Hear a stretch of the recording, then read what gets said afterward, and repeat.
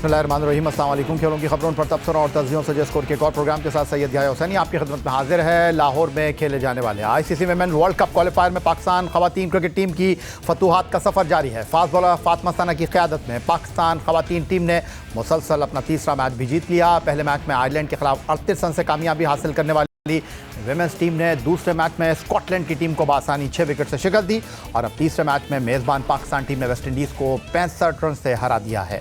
इस फतह के बाद पाकिस्तान खवातीन team ICC women's world cup में जाने के हवाले से मामला तकरीबन तय पा चुके हैं। पाकिस्तान टीम को अपना चौथा मैच थाईलैंड और आखिरी मैच बांग्लादेश के मुकाबले पर खेलना है। लाहौर में मुनक्कदा ICC women's world cup qualifier से दो सरफहरिस्त टीमें भारत में 29 सितंबर से 26 अक्टूबर 2025 तक मुनक्किद होने वाले इवेंट में खेलने की अहल होंगी। इवेंट में मजमूई तौर पर 8 टीमें हिस्सा ले रही हैं, जिनमें 6 टीमों का इंतखाब हो चुका है। ICC women's world cup qualifier के 3 मैचों के बाद पाकिस्तान की आलिया रियाज 2 निफ सेंचुरियों के साथ 140 रन बनाकर नुमाया है। बाएं हाथ की बैटर मुनीब अली का दूसरा नंबर है, जिन्होंने 1 निफ सेंचुरी के साथ 136 रन स्कोर कर रखे हैं, जबकि तीसरे नंबर पर तजुर्बेकार सीनियर बैटर सिद्रा अमीन है, जिन्होंने इवेंट के 3 मुकाबलों में 2 निफ सेंचुरियों के साथ 112 रन बनाए हैं। बॉलिंग में कप्तान फातिमा सना सबसे आगे हैं, उन्होंने 7 विकेटें हासिल कर रखी हैं। नशरा सांधू ने 5, जबकि डायना बेग और सादिया इकबाल ने 5-5 विकेटें अपने नाम की हैं। पाकिस्तान खवातीन क्रिकेट टीम की आईसीसी विमेंस वर्ल्ड कप में शानदार कामयाबियों का सफ़र जारी है और आज इस प्रोग्राम में गुफ्तगू करने के लिए हमने पाकिस्तान खवातीन क्रिकेट टीम की सीनियर बैटर सिद्रा अमीन को वीडियो लिंक पर मदऊ किया है, जो इस वक्त हमारे साथ मौजूद हैं। और सिद्रा अमीन ने ICC women's world cup qualifier में पाकिस्तान टीम की कामयाबी में अहम किरदार अदा किया है। उन्होंने आयरलैंड के खिलाफ 51 रन की इनिंग खेली, जबकि वेस्टइंडीज़ के खिलाफ पाकिस्तान की 65 रन की जीत में उनके 54 रन का किरदार नुमाया रहा। सिद्रा अमीन के हवाले से अगर मैं बात करूँ तो 72 एक रोज़ा मुकाबलों में पाकिस्तान के लिए उन्होंने एक शानदार कारकर्दगी का मुजाहरा कर रखा है और 1065 रन स्कोर किए हैं, जबकि 4 सेंचुरियाँ और 10 निफ सेंचुरियाँ उनके क्रेडिट पर हैं और 64 टी20 मुकाबलों में 4 निफ सेंचुरियों के साथ 1029 रन बनाने वाली सिद्रा अमीन हमारे साथ मौजूद हैं बातचीत करने के लिए। सिद्रा, सबसे पहले तो आपको मुबारकबाद पेश करना चाहूँगा। पाकिस्तान खवातीन टीम ने उम्दा कारकर्दगी का मुजाहरा किया और उसमें आपका कॉन्ट्रीब्यूशन खासा नुमाया दिखाई दे रहा है। हाँ जी, अल्हम्दुलिल्लाह, thank you so much for inviting me.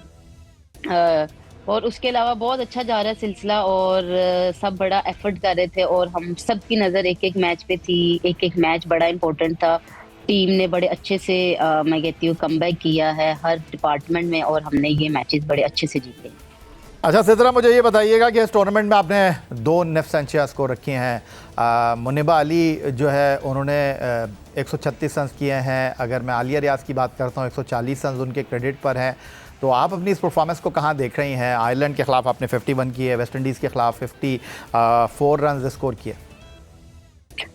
बिल्कुल ऐसे ही है कि मैं कहती हूँ कि बैटर्स का काम है क्रीज पे खड़े होकर रन्स करे और बॉलर्स को बाद में होता है कि हम इस जो टारगेट दे रहे हैं उसको डिफेंड करें। बस यही है कि शुक्र है कि हम जो तीनों मेन बैटर हैं वो रन्स कर रहे हैं और जिसने भी रन्स किए वो टीम के लिए फ़ायदेमंद हैं और हमारी कंट्रीब्यूशन में बहुत ज़्यादा अहम है और हम जीते भी। अच्छा, कहते हैं कि क्रिकेट के खेल में जो लोग बैक सीट पर होते हैं उनका बड़ा किरदार होता है। जो आपकी मैनेजमेंट है, जिसमें पाकिस्तान के former test batsman chief selector Mohammad Wasim साहब हैं, एक नए रोल में दिखाई दे रहे हैं और जब से वो आए हैं पाकिस्तान खवातीन टीम की कारकर्दगी में खासी बेहतरी आई है। उनके बारे में क्या कहेंगी? उन्होंने आपको एक रोल दिया, उसके अलावा मुनीबा अली जिस तरह कारकर्दगी का मुजाहरा कर रही हैं, फातिमा सना एक बॉलर की हैसियत से, एक कप्तान की हैसियत से परफॉर्म कर रही हैं, जुनैद खान आपकी मैनेजमेंट का हिस्सा हैं, अब्दुल रहमान पाकिस्तान के फॉर्मर टेस्ट स्पिनर आपकी मैनेजमेंट में शामिल हैं। तो कैसा एक्सपीरियंस है? अब बस मैं कहती हूँ जितना भी लॉट है सब बड़े अच्छे हैं, बड़े स्पोर्टिव हैं और जो सबसे अच्छी बात है प्लेयर्स को हर मैनेजमेंट यही पुश करती है कि अपनी क्या कहते हैं कि सलाहियतों को भरपूर मनवाएं और कॉन्फिडेंस से खेलें। तो सर्वसीम क्या हर कोच का यही है, उन्होंने इंडिविजुअल बात तक भी की है, जैसे कि मेरा रोल सर्वसीम ने मुझे और तरह से दिया हुआ है। सो उन्होंने मुझे यही कहा है कि आई एम बिहाइंड यू, आपने फिक्र नहीं करनी, बस जो काम है एज ए बैटर विकेट पे खड़ी रहो, रन्स करो और टीम को फ़ायदा होगा। तो अल्लाह का लाख शुक्र है कि वो वाकई में एट दी एंड टीम जब जीती है तो रन्स की वैल्यू फिर फील होती है कि वाकई सर का डिसीजन अच्छा था और वो मुझे पुश भी करते रहे कि खड़ी रहो और विकेट पे खेलती रहो। नहीं, कोई शक नहीं है, जब वो पाकिस्तान टीम के चीफ सेलेक्टर थे तो तब भी उन्होंने काफ़ी एक्सपेरिमेंट किए, और जिस तरह उन्होंने कहा कि I am behind with you, तो उनसे ये ज़रूर पूछिएगा कि सर अगर मैं 2 निशानियाँ नहीं करती तो फिर आप मेरे कितने पीछे होते। मैं अगर वेस्ट इंडीज़ के खिलाफ 54 रन नहीं करती, आयरलैंड के खिलाफ 51 रन नहीं करती। नहीं, मैं ये कहती हूँ कि सर को मेरी एबिलिटी का पता है। उनसे मेरी जब पहले भी बात हुई तो उन्होंने मुझे यही कहा था कि मुझे सबका पता है कि सब क्या क्या कर रहे हो, और मेरी बड़े क्लोज आई है सब पे। सो ये भी नहीं है कि वो ढीला हमें करते हैं, वो बल्कि पुश करते हैं। और मैं कहती हूँ कि स्पेशली प्लेयर्स को जब पुश किया जाए तो वो प्रेशर में ज़्यादा परफॉर्मेंसेस देता है। सो सर का ये मैं कहती हूँ क्रेडिट भी है कि वो हम लोगों को ऑन द टोज रखते हैं और उनकी हर चीज़ पे नज़र है। बहुत शुक्रिया आपका। सिद्रा अमीन पाकिस्तान ख़वातीन क्रिकेट टीम की सीनियर बैटर हमारे साथ मौजूद थी। ICC women's world cup qualifier में पाकिस्तान टीम मुसलसल 3 मैच जीत चुकी है और वर्ल्ड कप के मेन राउंड में जाना टीम पाकिस्तान का करीबन तय हो चुका है। एक ब्रेक की तरफ बढ़ते हैं, ब्रेक से वापस लौटेंगे तो हमारे साथ मौजूद होंगे पाकिस्तान के test wicket keeper captain Rashid Latif साहब, और उनके सामने आज हम सवाल रखेंगे कि राशिद लतीफ़ साहब, चाहे पाकिस्तान की डोमेस्टिक क्रिकेट हो, चाहे पाकिस्तान सुपर लीग हो, हर कोई इनिंग का आगाज़ करना चाहता है, मिडिल ऑर्डर को कोई स्ट्रेंथ नहीं दे रहा। राशिद लतीफ़ इस बारे में क्या कहते हैं, एक ब्रेक के बाद।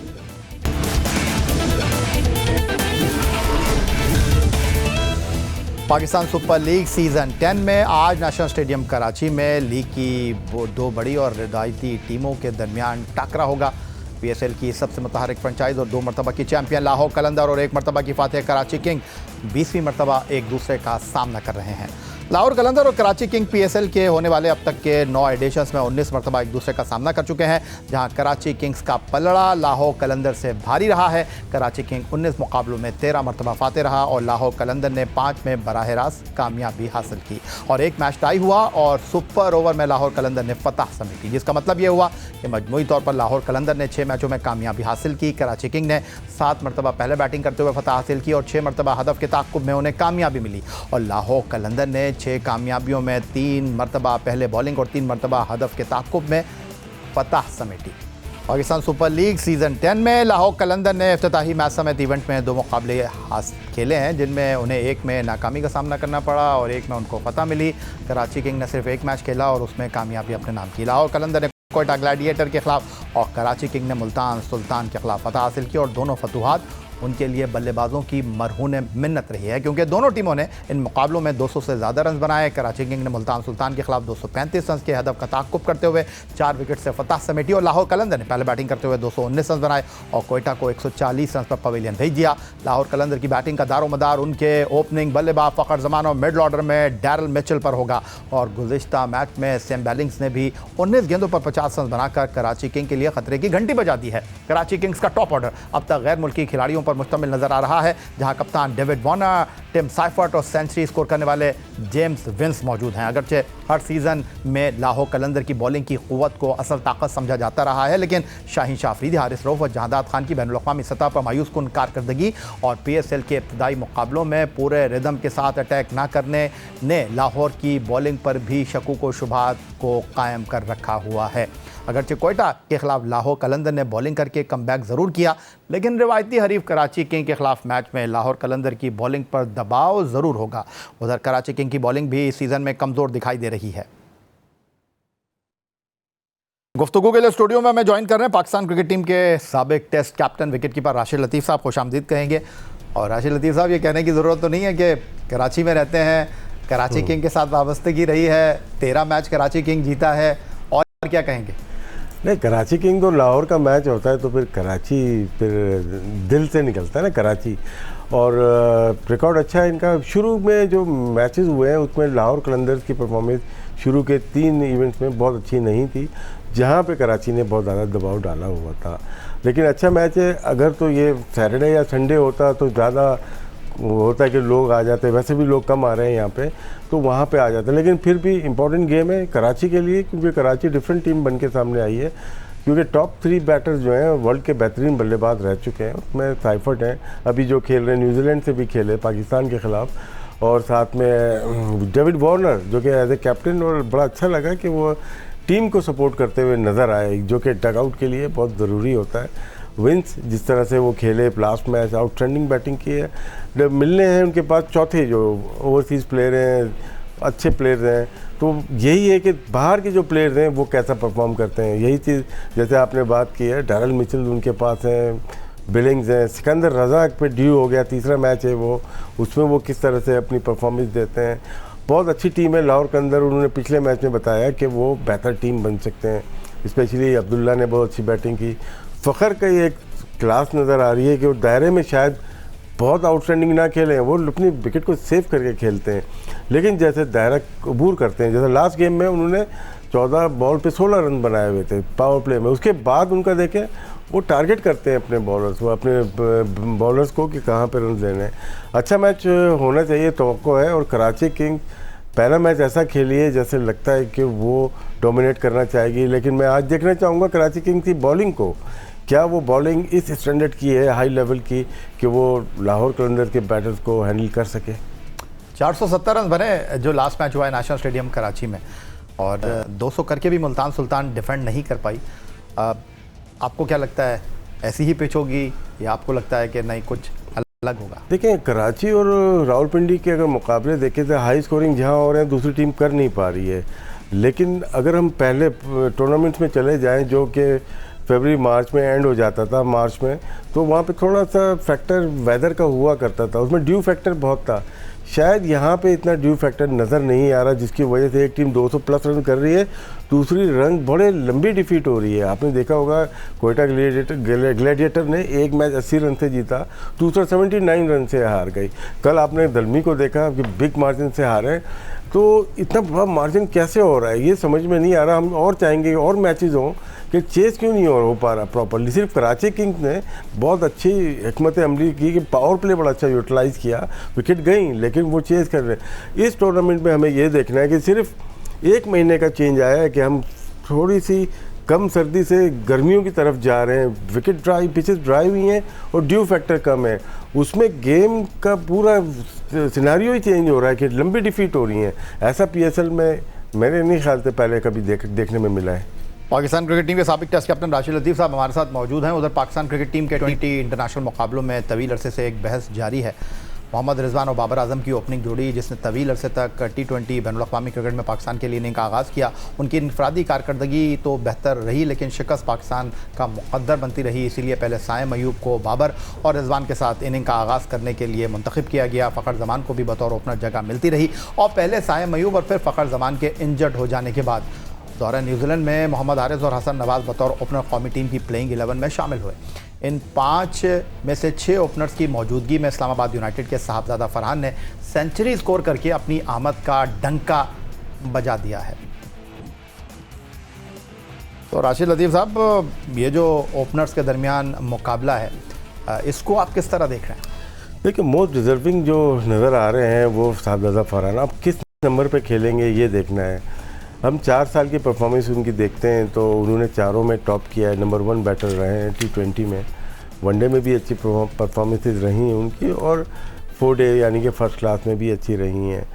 फ़र्क जो लास्ट शुरू के 2 साल में ये टॉप बैटर रहे, उनमें उनका स्ट्राइक रेट 131-132 ही रहा था, उनका बाउंड्रीज़ का रेशियो कम था। लेकिन लास्ट ईयर जो उन्होंने परफॉर्मेंस दी, नंबर 1 बैटर रहे, जिसकी बिना पे वजह से उनको पाकिस्तान टीम में दोबारा सेलेक्ट किया गया।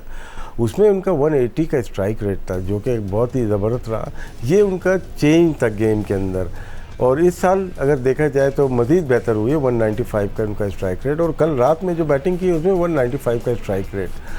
जो प्लेयर 4-5 सीज़न से खेल रहा है उसको फोकस देनी चाहिए उन प्लेयर पे जिसका पहला सीज़न है और 300 से 400 उनके रन हैं, उसके ऊपर आप कभी भी दे नहीं सकते। उन प्लेयर्स को दें जो कि 4-5 साल से अच्छा परफॉर्मेंस कर रहे हैं, तो वो कैंडिडेट बन रहे हैं कि वो पाकिस्तान टीम की T20 टीम में दोबारा अपनी जगह पा सकें। फ़िलहाल अभी रिजवान ने 100 किया है, लेकिन बाबर आजम स्ट्रगल करते हुए नज़र आए। लेकिन बाबर आजम को मशवरा दे सकता हूँ, बड़े प्लेयर हैं वो, पाकिस्तान के one of the best batsman right now. उनको अपनी तरह खेलना चाहिए, वो दूसरों की तरह अपनी शॉट को डेवलप ना करें कि मैं ये भी मार लूँ, वो ऑफ सीज़न में करें। वो अगर अपनी तरह से खेलेंगे, अपनी वीडियोस देखें, 4-5 जो सेंचुरीज अच्छी हैं वो देखें, जो चेस करते हुए या पहले टारगेट देते हुए किए वो देखें उनको। और मोस्टली वो स्ट्रेट और ऑफ साइड के प्लेयर थे, जब ये यहाँ पे जाने लगे तो वहाँ पे इनको मुसीबत हुई है। और लास्ट ईयर भी उन्होंने परफॉर्म किया, लास्ट 2 ईयर्स में उनकी बड़ी परफॉर्मेंस है, बल्कि ज़ल्मी से जब से खेल रहे हैं उनकी परफॉर्मेंस है। लेकिन अभी 2 मैचेस हुए हैं उसमें उनकी परफॉर्मेंस अच्छी नहीं आ रही है और वो देखना पड़ेगा कि ज़ल्मी को बड़ा नुकसान हो रहा है। ज़ल्मी शुरू के 2 मैचेस हार चुकी है और अगर बाबर आजम नहीं करते तो उनको लॉस होगा। मैच हार रहे हैं, बाबर तो वैसे ही रन नहीं कर रहे हैं, लेकिन साइम अयूब को फ़र्क पड़ रहा है, कैडमोर को फ़र्क पड़ रहा है, साथ में हारिस ने कल अच्छी बैटिंग की।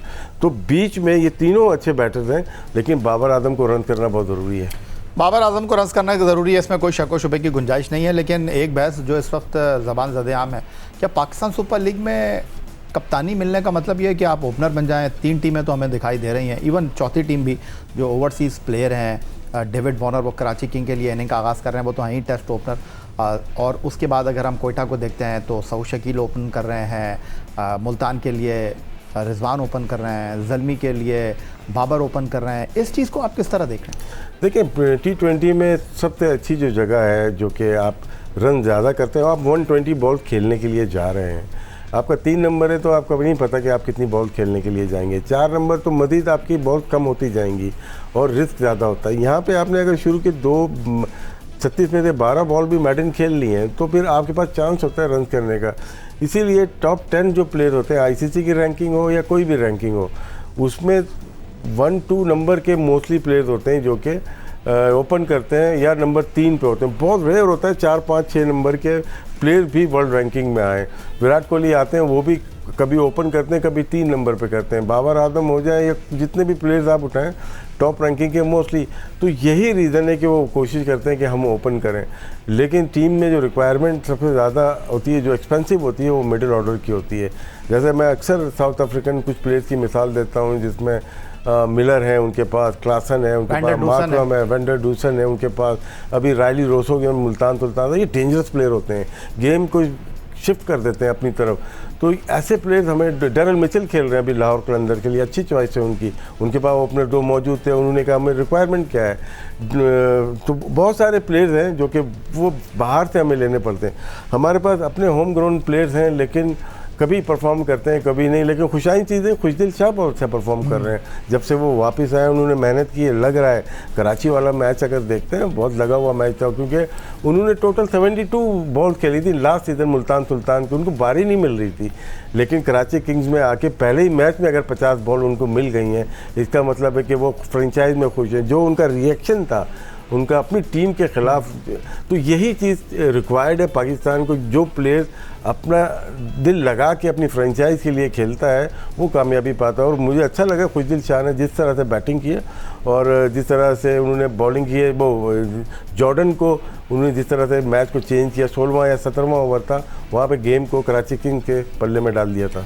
राशिद अली साहब, यही सवाल मैं आपके सामने रखना चाह रहा हूँ कि ऐसा बाज़ाहिर दिख रहा है कि खिलाड़ी अपने कंफर्ट जोन से बाहर निकल नहीं पा रहे हैं। जो मिडल ऑर्डर है वो भी ओपन जाकर रन्स करना चाहता है कि ज़्यादा से ज़्यादा मौके मिलें, ज़्यादा से ज़्यादा गेंदें खेलने को मिलें, लेकिन आपके पास टॉप ऑर्डर में कंपटीशन बहुत है। साइम हैं, फ़खर हैं, बाबर हैं, रिजवान हैं, अब साहबजादा फरहान आ गए हैं, हारिस हैं, और उसके बाद अब हसन नवाज़ भी आ गए हैं। उधर ख्वाजा नाफे जो हैं कोयटा ग्लैडिएटर में बाहर बैठे हुए हैं। सऊद शकील भी इनिंग का आगाज़ कर रहे हैं। मैं आपसे जानना ये चाहता हूँ कि वाई नॉट, जो आपके टॉप ऑर्डर हैं, आप उनको मिडिल ऑर्डर में लाकर पाकिस्तान टीम के लिए तैयार क्यों नहीं करते? इस चैलेंज को हमारे खिलाड़ी खुद क्यों नहीं एक्सेप्ट कर रहे? देखिए, ये जब आप फ्रेंचाइज क्रिकेट शुरू होती है ना, उस वक्त ये सारी चीज़ें डिसाइड होती हैं, क्योंकि मोस्टली जो पाकिस्तान टीम के लास्ट 2 ईयर्स में कप्तान बने वही कप्तान फ्रेंचाइज के भी हैं। ठीक है, बाबर आजम है, शाहीन है, रिजवान है, शादाब है, और वाइस कैप्टन आप या कैप्टन देख लें सलमान अली आगा हो गए या शान मसूद टेस्ट। इवन आप सलमान आगा को भी देख लें, वो आए तो वो 3 नंबर पर खेल रहे हैं, आप फ्रेंचाइज में 4 पे खेल रहे हैं। तो क्या है कि फ्रेंचाइज की जो मैनेजमेंट होती है ना, मतलब कि थोड़ी सी वीक नज़र आती होती है। वो टॉप प्लेयर्स को ला नहीं सकती पीछे, जैसे पाकिस्तान के साथ भी ऐसे ही होता है कि टॉप प्लेयर्स को लेके नहीं आ सकती। आपको जिस नंबर का जो प्लेयर है वहाँ पे कोशिश करनी चाहिए कि उसको वहाँ पे खिलाएं, और जो मिडिल ऑर्डर है ना उसकी परफॉर्मेंस ओपनर से कभी भी कंपेयर ना करें। हमारे यहाँ होता यही है कि जैसे आसिफ अली हो गए, हुसैन तलत हो गए, इफ्तिखार हो गए, इनकी जो बैटिंग है ना इनसे कंपेयर नहीं करो ओपनर्स की। उनको ज़्यादा बॉल मिल रही है, वो डॉट भी खेल रहे हैं, वो चौके छक्के भी पावर प्ले में मार रहे हैं। जब इनकी बैटिंग आती है तो इनके पास टाइम बहुत शॉर्ट होता है, उसमें रिस्क ज़्यादा होता है। तो जैसे आप मैक्सवेल को देखते हैं, बहुत ज़्यादा रन नहीं करते, लेकिन 1-2 मैच में वो टूर्नामेंट में निकाल देते हैं। तो इनके साथ भी ऐसे ही होना चाहिए मिडिल ऑर्डर में कि जो प्लेयर 2 मैच अगर एक टूर्नामेंट में जितवा सकता है तो उसको समझे कि यार ये हमारे लिए बेहतर है। हर प्लेयर अपनी जिम्मेदारी ले, और टॉप ऑर्डर तो आपको इनमें से 2 ही मिलने हैं या 3 मिलेंगे, वो हमें पहले से डिसाइड हम कर सकते हैं कि यार फ़खर जमान अच्छा खेलेगा, फिट होगा, वो ऑटोमेटिक चॉइस है हमारी। साइम अयूब फिर चॉइस है हमारी। फिर दूसरे प्लेयर्स हम देखेंगे, नाफे खेलते हैं या हसन नवाज़ खेलते हैं या दूसरा कोई प्लेयर आता है, साहबजादा फरहान खेल रहे हैं, तो उनमें से एक और आप ले सकते हैं। तो ज़्यादा चॉइस आपकी है नहीं, क्योंकि रिजवान भी अभी अगर देखें पाकिस्तान टीम ने उनको वनडे का कैप्टन बनाया, T20 में नहीं रखा उनको, और बाबर भी स्ट्रगल कर रहे हैं T20 में। तो ये दोनों वनडे में जाते हैं और वनडे में भी इनको परफॉर्म करना पड़ेगा। तो मैं यही आपसे जानने की कोशिश कर रहा हूँ कि हमारे जो खिलाड़ी हैं वो इस तरफ क्यों नहीं जा रहे, क्योंकि स्पेस भी है और मौके भी आपको मिल सकते हैं कि आप मिडिल ऑर्डर में अपने आप को ट्राई करें। इसमें आपके जो कोचिंग स्टाफ है ना, उसको डिसाइड करना पड़ता है कि हमें कौन से प्लेयर। सर यहाँ तो लग रहा है कि चढ़ते सूरज के पुजारी हैं सब।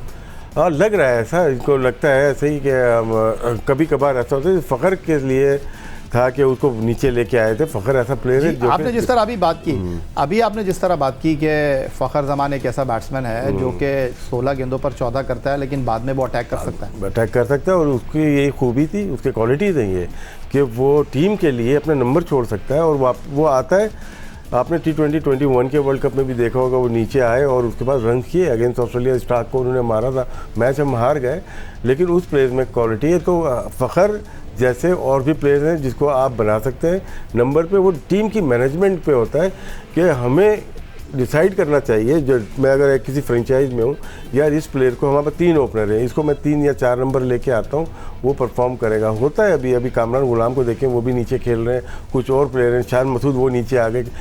टीम की प्रॉब्लम की वजह से नीचे आ रहे हैं, अपनी परफॉर्मेंस की वजह से नीचे नहीं आ रहे। ये एक बैड लक है। बहुत शुक्रिया। राशिद लतीफ़ साहब कराची में मौजूद हैं और हम इनसे मज़ीद भी नशिस्त रखेंगे।